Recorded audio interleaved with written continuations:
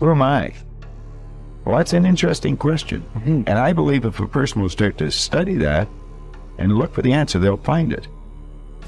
See, I think we live simultaneously on three planes of understanding. We're spiritual creatures, we have an intellect, and we live in physical bodies. Okay. But because we lack awareness or understanding of who we are, we're totally locked into a physical world, and we let things outside of us control us. 95% of the population are reacting to life. They're not really living at all.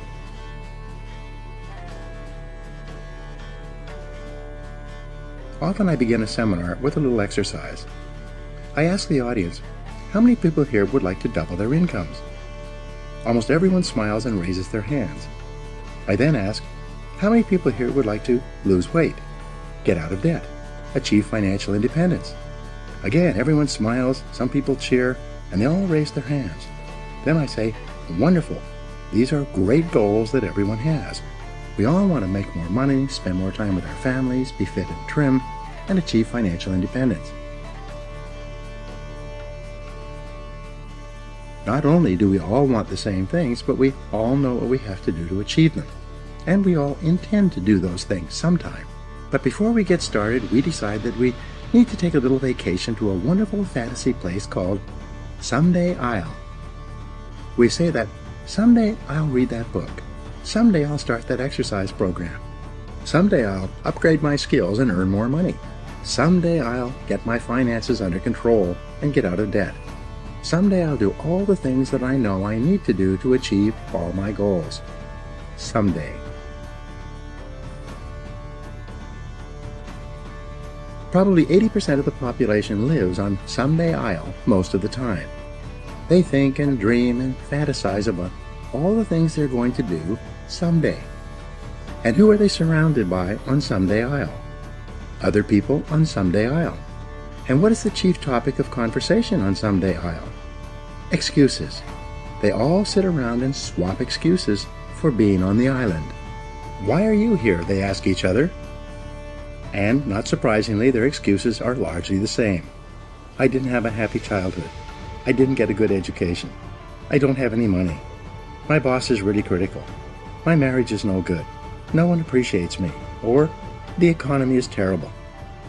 They have come down with the disease of excusitis, which is invariably fatal to success. They all have good intentions, but as everyone knows, the road to hell is paved with good intentions.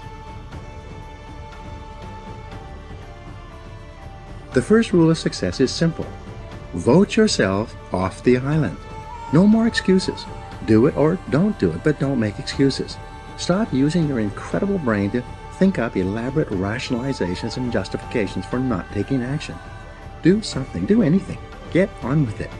Repeat to yourself, if it's to be, it's up to me. Losers make excuses. Winners make progress. Now, how can you tell if your favorite excuse is valid or not? It's simple. Look around and ask, is there anyone else who has my same excuse who is successful anyway?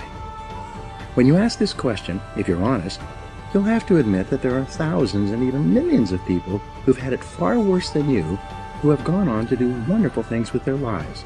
And what thousands and millions of other people have done, you can do as well, if you try. It's been said that if people put as much energy into achieving their goals as they spend making up excuses for failure, they would actually surprise themselves. But first, you have to vote yourself off the island.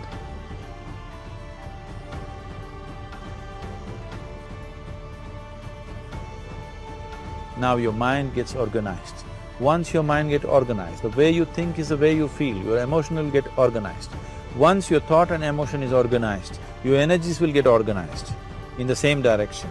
Once your thought, emotion and energies are organized, your very body will get organized. Once all these four are organized in one direction, your ability to create and manifest what you want is phenomenal. You are the creator in many ways.